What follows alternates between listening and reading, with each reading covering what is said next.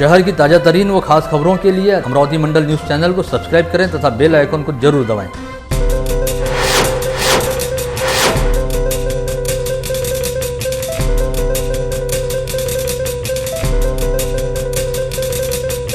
नमस्कार, दैनिक अमरावती मंडल के मंडल news bulletin में आप सभी का स्वागत है।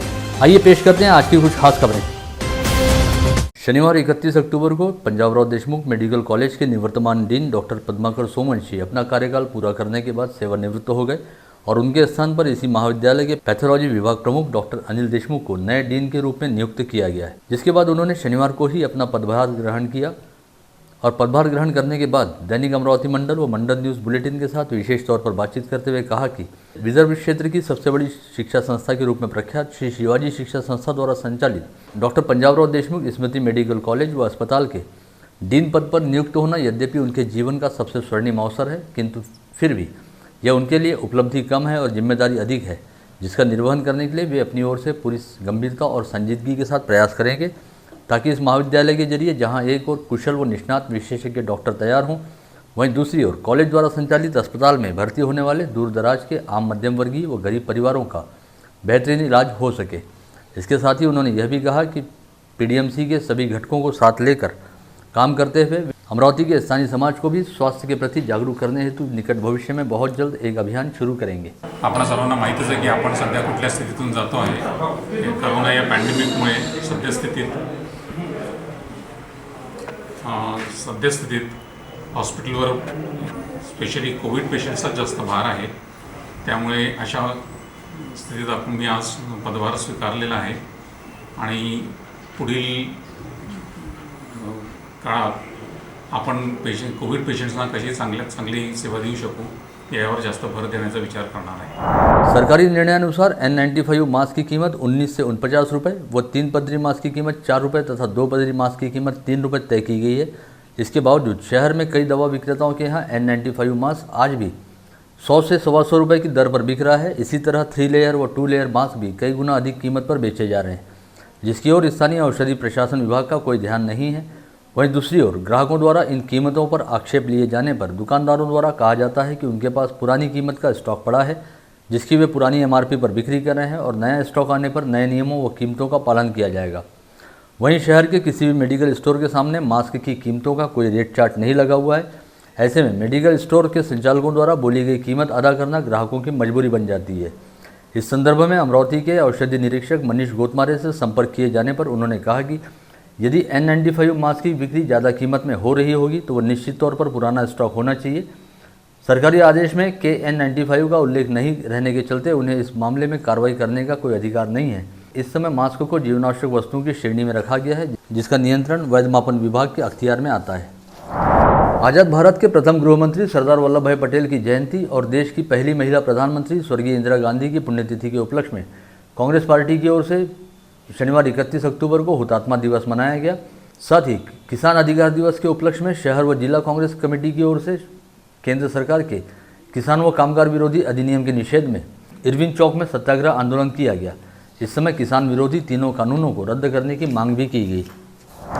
हाल ही में राज्य के वित्त मंत्री अजित पवार ने वैट महकमे के वरिष्ठ अधिकारियों से मीटिंग करने के बाद आदेश जारी किया है, जिसके चलते अब राज्य के पेट्रोल पंप संचालकों को मासिक व त्रैमासिक वैट रिटर्न नहीं भरना पड़ेगा। इस निर्णय की वजह से समूचे राज्य के पेट्रोल पंप संचालकों को भारी राहत मिलने जा रही है, जिसके लिए Amravati chamber of commerce and industries व पेट्रोल पंप डीलर एसोसिएशन के साथ ही अमरावती टैक्स बार असो की ओर से स्थानीय विधायक सुलभा खोड़के व राकापा प्रदेश उपाध्यक्ष संजय खोड़के का अभिनंदन किया गया, जिन्होंने इस गैर जरूरी पद्धति को खत्म करने हेतु महत् प्रयास किए थे। अमरावती सहित समूचे राज्य के पेट्रोल पंप धारक आज भी कर प्रणाली के तहत वैट की श्रेणी में आते हैं। चूंकि सभी पेट्रोल पंप डीलर रीसेलर होते हैं, अतः उनके पास बिक्री हेतु पहुंचने वाले पेट्रोल व डीजल पर तेल कंपनियों द्वारा पहले ही अधिकतम मूल्य के हिसाब से वैट का भुगतान कर दिया जाता है। ऐसे में पेट्रोल पंप धारकों को यद्यपि वैट का भुगतान तो नहीं करना पड़ता, लेकिन उन्हें मासिक व त्रैमासिक वैट रिटर्न भरना अनिवार्य है और यदि यह रिटर्न भरने में विलंब हो जाए तो उन्हें 10,000 रुपये का विलंब शुल्क अदा करना पड़ता है। जबकि इस नील के रिटर्न का कोई औचित्य नहीं होता, बल्कि केवल खानापूर्ति करने के लिए वैट के नील रिटर्न भरवाए जाते हैं, जिससे समय व पैसे का अपव्यय होता है। इस समस्या से Amravati chamber of commerce and industries के सदस्यों ने विधायक सुलभा खोड़के व राकापा प्रदेश उपाध्यक्ष संजय खोड़के को काफ़ी पहले अवगत कराया था, जिसे उन्होंने प्रभावी तरीके से राज्य के वित्त मंत्री अजित पवार के सामने रखा और अब यह समस्या हल हो गई है। राज्य के गृह मंत्री अनिल देशमुख तथा जिले की सांसद नवनीत राणा सहित कुल 17 लोगों को स्थानीय अदालत ने वर्ष 2019 में दर्ज किए गए आदर्श आचार संहिता का उल्लंघन करने के मामले से बाइज्जत बरी करते हुए इस मामले को खारिज कर दिया। इस बेहद महत्वपूर्ण मामले के फैसले की ओर सभी की निगाहें लगी हुई थी। शहर के ख्यातनाम विधि के एडवोकेट दीप मिश्रा ने इस मामले में गृह मंत्री अनिल देशमुख व सांसद नवनीत राणा सहित सभी 17 लोगों की ओर से पैरवी की। संत गाड़गे बाबा अमरावती विद्यापीठ की ओर से विद्वत परिषद तथा परीक्षा मूल्यांकन मंडल के निर्णयानुसार ग्रीष्मकालीन 2020 की परीक्षा के संदर्भ में 24 अक्टूबर को जारी निर्देशानुसार परीक्षा प्रक्रिया की कार्रवाई तय समयावधि में पूर्ण की जाए और 24 नवंबर तक विद्यापीठ द्वारा अपना पक्ष रखा जाए, जिसके बाद न्यायालय द्वारा अपना अंतिम फैसला सुनाया जाएगा। इस आशय का निर्णय मुंबई उच्च न्यायालय की नागपुर खंडपीठ द्वारा जारी किया गया है। विगत 26 अक्टूबर से विद्यापीठ द्वारा महाविद्यालयीन स्तर पर परीक्षा लेनी शुरू की गई है, जिसके खिलाफ प्रीति राहुल तायडे नामक छात्रा ने नागपुर हाईकोर्ट में याचिका दायर करते हुए मांग की है कि विद्यापीठ द्वारा 24 अक्टूबर को परीक्षा के संदर्भ में जारी किए गए आदेश को रद्द किया जाए, जिस पर हाईकोर्ट ने 28 अक्टूबर को सुनवाई की और विद्यापीठ द्वारा ली जा रही परीक्षा पर स्थगनादेश न देते हुए विद्यापीठ के निर्देशानुसार ही परीक्षा संचालन व परिणाम की प्रक्रिया पूर्ण करने का आदेश जारी किया। इस समय संत गाड़गे बाबा अमरावती विश्वविद्यालय द्वारा महाविद्यालय स्तर पर पदवी पाठ्यक्रमों के अंतिम वर्ष की परीक्षा ली जा रही है, जिसे सोमवार 2 नवंबर से पहले खत्म करना बेहद जरूरी है। इस बात के मद्देनजर गत रोज शुक्रवार 30 अक्टूबर को सरकारी अवकाश रहने के बावजूद भी कई महाविद्यालयों में विद्यार्थियों की ऑनलाइन व ऑफलाइन परीक्षा ली गई, जिसमें परीक्षार्थियों की उपस्थिति 97.66% रही। वहीं यह परीक्षा शनिवार 31 अक्टूबर को भी संभाग के सभी महाविद्यालयों में सुचारू ढंग से ली गई है। अमरावती परिक्षेत्र के पुलिस महानिरीक्षक चंद्रकिशोर मीणा ने शुक्रवार की शाम 63 पुलिस अधिकारियों के ट्रांसफर ऑर्डर जारी किए, जिनमें 5 पुलिस निरीक्षकों, 18 सहायक पुलिस निरीक्षकों व 40 पुलिस उप निरीक्षकों का समावेश है। इसके तहत संभाग के 5 जिलों के कई पुलिस अधिकारियों को इधर से उधर किया गया है। प्रतिवर्ष कोजागिरी पर्व के उपलक्ष्य में देर रात तक यारी दोस्ती की महफिल सजती है और गीत संगीत के साथ कड़ाही में दूध घोंटते हुए हर्षोल्लास के साथ सामूहिक तौर पर कोजागिरी का पर्व मनाया जाता है। साथ ही महिलाओं व युवतियों सहित छोटी बच्चियों द्वारा भोलाबाई का पूजन करते हुए पारंपरिक गीत गाए जाते हैं। किंतु इस वर्ष कोरोना संक्रमण के खतरे का असर कोजागिरी पूर्णिमा के पर्व पर भी देखा गया और शहर में कहीं पर भी कोजागिरी के पर्व पर किसी तरह का कोई सामूहिक आयोजन नहीं हुआ, बल्कि लोगों ने व्यक्तिगत स्तर पर अपने अपने घरों में ही कोजागिरी का पर्व मनाया। जिले में शनिवार 31 अक्टूबर को कोरोना के 54 नए संक्रमित मरीज पाए गए। इसके साथ ही जिले में कोरोना के कुल संक्रमितों की संख्या 16,302 पर जा पहुंची। शनिवार को RT-PCR टेस्ट में 42 और रैपिड एंटीजन टेस्ट में 12 लोगों की रिपोर्ट पॉजिटिव आई, जिनमें एक अल्पवयीन बच्चे सहित 32 पुरुषों व 31 महिलाओं का समावेश रहा। साथ ही कोरोना संक्रमित पाए गए इन 54 लोगों में अमरावती शहर के 25 व ग्रामीण इलाकों के 29 लोगों का समावेश है। शनिवार को 79 कोरोना संक्रमितों को कोविड मुक्त हो जाने के चलते कोविड अस्पतालों से डिस्चार्ज मिला। जिले में अब तक 15,278 लोग कोविड मुक्त हो चुके हैं। साथ ही इस समय 287 एक्टिव पॉजिटिव मरीजों का कोविड अस्पतालों में इलाज चल रहा है। वहीं मनपा क्षेत्र में 190 व ग्रामीण क्षेत्र में 183 असिम्टोमेटिक मरीजों को होम आइसोलेशन के तहत उनके घर पर ही रखा गया है। इसमें सर्वाधिक उल्लेखनीय बात यह है कि शनिवार को बीते 24 घंटों के दौरान किसी कोविड संक्रमित की मौत का मामला सामने नहीं आया। अमरावती मनपा के पूर्व महापौर व पार्षद विलास इंगोले को नगर सेवक परिषद मुंबई महाराष्ट्र की ओर से संगठन के जिलाध्यक्ष पद पर नियुक्त किया गया है। यह संगठन राज्य के सभी स्थानीय निकायों में जनता द्वारा निर्वाचित नगर सेवकों का प्रतिनिधित्व करता है। पार्षद विलास इंगोले की इस पद पर नियुक्ति करते हुए संगठन के संस्थापक अध्यक्ष राम जगदाले तथा प्रदेश महासचिव कैलाश गोरे पाटिल ने कहा कि पार्षद इंगोले की इस पद पर नियुक्ति के जरिए परिषद का कार्य अमरावती जिले में बड़ी मजबूती के साथ आगे बढ़ेगा। स्थानीय राजापेट के दरोगा प्लॉट स्थित डॉक्टर बख्तार हॉस्पिटल में विगत 1 अगस्त से शुरू किए गए निजी कोविड अस्पताल को अब बंद किया जा रहा है और सोमवार 2 नवंबर से डॉक्टर बख्तार हॉस्पिटल में पहले की तरह सामान्य कामकाज शुरू होगा। इस आशय की जानकारी इस अस्पताल के संचालक डॉक्टर विजय बख्तार द्वारा दैनिक अमरावती मंडल व मंडल न्यूज़ बुलेटिन को दी गई है। डॉक्टर बख्तार ने बताया कि विगत लंबे समय से कोरोना संक्रमितों की संख्या में काफ़ी कमी आई है। इस समय उनके अस्पताल के कोविड वार्ड में मात्र 3-4 मरीज भर्ती हैं जो पूरी तरह कोविड मुक्त हो चुके हैं और उन्हें आज ही डिस्चार्ज दे दिया जाएगा। इसके बाद इस कोविड वार्ड में विगत 3 माह से लगातार सेवा दे रहे डॉक्टरों सहित पूरे नर्सिंग व मेडिकल स्टाफ का अस्पताल प्रबंधन की ओर से सत्कार किया जाएगा। पश्चात शनिवार की रात व रविवार को पूरा दिन इस अस्पताल में डीप सैनिटाइजेशन की प्रक्रिया करते हुए अस्पताल की हर एक चीज़ को पूरी तरह से निर्जंतुकीकरण किया जाएगा, जिसके बाद सोमवार 2 नवंबर से बख्तार हॉस्पिटल में पहले की तरह आम मरीजों की स्वास्थ्य जांच और इलाज का काम शुरू किया जाएगा।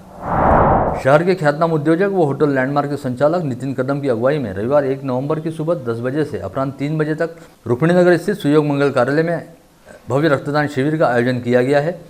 इसके संदर्भ में जानकारी देते हुए आयोजक नितिन कदम ने आह्वान किया कि रक्तदाताओं द्वारा दिया गया रक्त किसी मरीज की जान बचा सकता है, अतः रक्तदान के इस पुण्य यज्ञ में हर कोई स्वयं स्फूर्त रूप से शामिल होकर रक्तदान करे। दूरसंचार के क्षेत्र में चल रही गलाकाट स्पर्धा के दौर में लोग बाग भले ही सरकारी टेलीफोन कंपनी भारतीय दूरसंचार निगम यानी BSNL को कोसते रहे, लेकिन हकीकत यह है कि इस समय जहां कोई भी निजी सेल्युलर कंपनी अपनी सेवाएं नहीं दे पाती हैं, ऐसी सभी जगहों पर आज भी BSNL ही मोबाइल ग्राहकों को कनेक्टिविटी से जोड़ने का काम करता रहता है।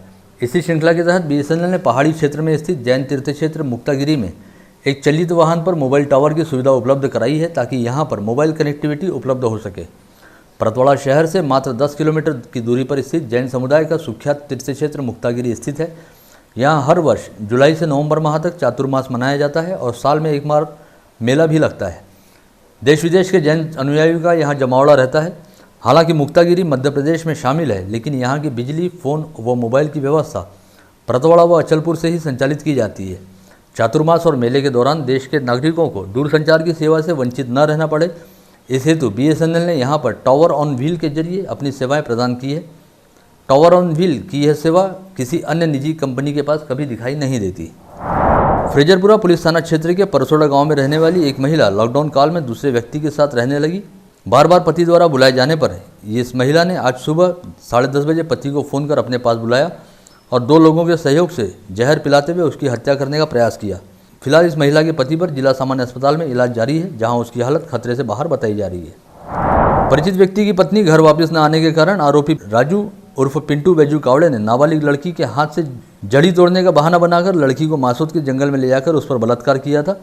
साथ ही पुलिस को गुमराह करने के लिए खुद ही अज्ञात व्यक्ति के खिलाफ शिकायत दी थी, लेकिन मामला उजागर होने के बाद फ्रेजरपुरा पुलिस ने राजू कावड़े के खिलाफ अपराध दर्ज किया था और मामले की चार्जशीट स्थानीय अदालत में पेश की थी।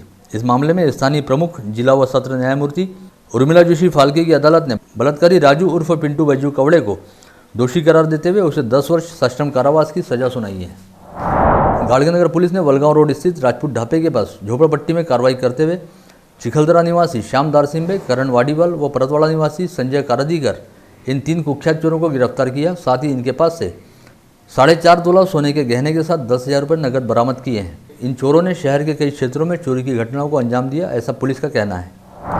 प्रशासकीय कारण व विनंती आवेदन के तहत ग्रामीण पुलिस विभाग में कार्यरत पुलिस निरीक्षक, सहायक पुलिस निरीक्षक व पुलिस उप निरीक्षक ऐसे 35 अधिकारियों के तबादले किए गए हैं, जिन्हें तत्काल संबंधित पुलिस थाने की जिम्मेदारी संभालने के आदेश ग्रामीण पुलिस अधीक्षक डॉक्टर हरि बालाजी N ने जारी किए हैं। मोर्शी से अंतरा मार्ग के बीच सड़क दुर्घटना में गंभीर रूप से घायल होने की घटना सामने आई है। अस्पताल में भर्ती बहन के लिए टिफिन लेकर जा रहे भाई की मोटरसाइकिल सामने से आ रही दूसरी मोटरसाइकिल से जा भिड़ी। इस हादसे में महेंद्र कुरवाड़े नामक युवक गंभीर रूप से घायल हो गया, जिसे इलाज के लिए अमरावती के जिला सामान्य अस्पताल में भर्ती कराया गया है। इन दिनों शहर सहित जिले में चोरी की घटनाएं काफ़ी तेजी से बढ़ती जा रही हैं। आज फिर जिले में 4 स्थानों पर चोरी की घटनाएं उजागर हुई, जिनमें चोरों ने करीब 41,000 रुपये का माल चुरा लिया। इन चोरों ने मंदिरों को भी नहीं छोड़ा और मंदिर में घुसकर दान पेटी भी चुरा ली है। सभी मामलों में संबंधित पुलिस थाना क्षेत्रों द्वारा जांच करते हुए चोरों की तलाश की जा रही है। इसी के साथ आज का बुलेटिन यहीं समाप्त होता है। कल दोबारा आप सभी से मुलाकात होगी ऐसे ही कुछ खास खबरों को लेकर। तब तक के लिए नमस्कार।